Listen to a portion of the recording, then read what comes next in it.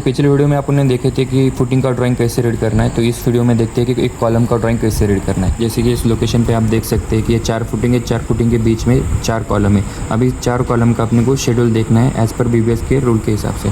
तो अपन इसका शेड्यूल पढ़ते हैं। जैसे कॉलम का शेड्यूल यहाँ पर दिखाया गया है कि फुटिंग टू रूफ, मतलब फुटिंग से लेके जो भी टॉप रहेगा इसका, इस स्ट्रक्चर का, वहाँ तक का उसमें दिखा है। जो कॉलम का साइज़ रहेगा 300 बाई 300 का रहेगा, जिसमें स्टील जो होगा वो चार बार रहेंगे 16 mm के, और उसमें लिंक्स यानी कि स्टीरअप्स जो रहेंगे 8 mm डाया के @150 सेंटर टू सेंटर रहेंगे। जैसे कॉलम का मार्क दिया है C1 C2 C4 तक। तो जैसे कि यहाँ पे और यहाँ पे देखा है एक सेक्शन दिखाया गया है कि जिसमें अपने को पता चल सके कि कॉलम की हाइट कितनी थी। तो यहाँ पे देख सकते हैं इनिशियल लेवल दिया जाता है जो भी है, और प्लेन बीम का उसके ऊपर दिया जाता है आपको टेरेस का टॉप लेवल। तो यहाँ से 1.3 ऐड करके जो भी अपने को हाइट मिलेगा कॉलम का हाइट मिलेगा। तो जानते हैं थोड़ा सा कॉलम के बारे में। इधर कॉलम का ड्राइंग रीड करते समय ये सब बातें ध्यान में आनी चाहिए। अपने को कॉलम का साइज़ पता होना चाहिए, कॉलम का नंबर ऑफ़ बार कितने प्रोवाइड करें, कौन से नंबर का डायामीटर का बार है, स्टीरअप की डिटेल्स होनी चाहिए, स्टीरअप की डिटेल है, मेन बार है, तो उसमें पेसिंग होनी चाहिए, पेसिंग पता होनी चाहिए, लैब का लोकेशन और क्लियर कोर्स। अब जो स्टीरअप रहते हैं कॉलम में वेरीज करते हैं, अलग अलग प्रकार के स्टीरअप आते हैं। जैसे कि लेग काउंट में होता है, शेप काउंट में 2 डिवाइड होते हैं। लेग काउंट में single leg, 2 leg, 4 leg, 6 leg ऐसे स्टीरअप आते हैं। शेप में जैसे कि rectangular, square, helical, diamond and triangular type के स्टीरअप आते हैं। ये जो है स्टीरअप के टाइप है। इसका जो इस्तेमाल होता है अपने को स्टीरअप का कटिंग लेंथ फाइंड करने में इस्तेमाल किया जाता है। इनमें से मेन जो बात है ध्यान में रखने वाली है, spacing, lap length, clear cover और स्टीरअप का डिटेल। तो इसको ये देखते हैं। तो जैसे कि पेसिंग अपने को कभी कभी ड्राइंग में प्रोवाइड भी की जाती है कि ये कुछ कॉलम का मैंने सेक्शन निकाला है, तो इसमें जैसे कि इन दोनों के बार के जो भी पेसिंग रहेगी ये भी अपने को ध्यान में पता होना चाहिए कि कॉलम में क्या पेसिंग है बार के लिए। स्टीरअप के लिए जो जोन प्रोवाइड किए जाते हैं कॉलम में अक्सर से 3 जोन होते हैं, zone A, zone B, zone C. इसमें जो अपन लैब देते हैं तो इसको इस जोन में अपने को लैब देना पड़ता है, जोन बी में। जैसे कि आप देख सकते हो कभी भी लैब जो देना है आपको ऐसे स्टैगर्ड लैब देना है, ऊपर नीचे पैरेलल में नहीं देना चाहिए। और जो लैब का लेंथ होना चाहिए 1.3 इंटू LD। LD क्या है, ये जो आपकी लैब लेंथ रहेगी वो।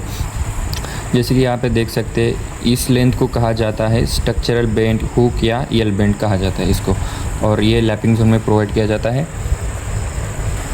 आखिर इसी जोन में क्यों लैप लेंथ प्रोवाइड किया जाता है, क्योंकि यहाँ पे होती है 0 मूवमेंट। ऊपर भी मैक्सिमम मूवमेंट होती है जहाँ पे बीम है, और नीचे का भी प्लेन बीम है वहाँ पे मैक्सिमम मूवमेंट होती है। इसीलिए इस जोन में अपने को लैपिंग लेंथ देनी पड़ती है।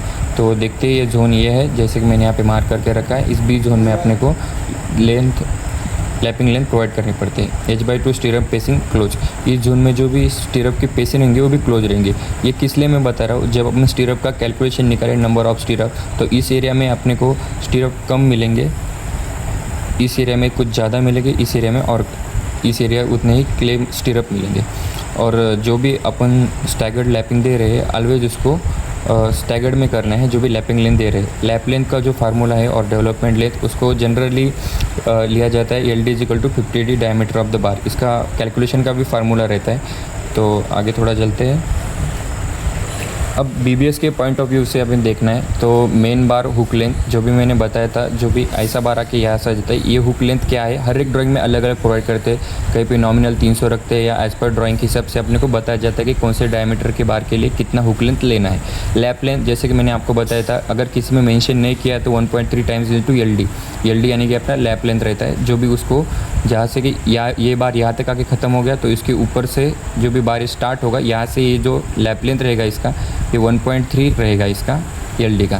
क्लियर कवर किस लिए चाहिए अपने को, स्टीरअप का कटिंग लेंथ फाइंड आउट करने के लिए। और जो भी अपन लैप लेंथ देंगे उसको पैरेलल में प्रोवाइड नहीं करना है, कभी भी जॉगल करना है। और जो जॉगल का जो लेंथ रहता है अपने BBS के पॉइंट ऑफ व्यू से उसको 6D काउंट करना है अपने को जॉगल लेंथ में। इन सब पूरे डाटा के बेसिस पे आप एक कॉलम का बार का कटिंग लेंथ फाइंड आउट कर सकते हैं एक्यूरेट। कटिंग लेंथ के लिए आपको थोड़ा इस सीरीज़ में आगे जुड़ना पड़ेगा, क्योंकि अपन इस सीरीज़ में आगे कंटिन्यू करने वाले हैं ये सब।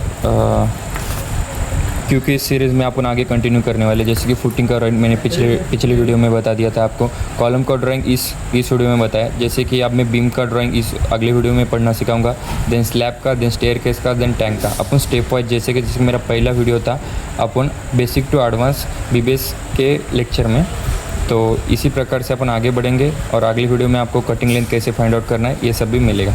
Thank you. Comment for next video. तो आप मुझे कमेंट में बताना यूनिट वेट फार्मूला क्या रहता है पर मीटर का, किसी भी बार का अपने को वेट निकाल रहता है तो। Thank you.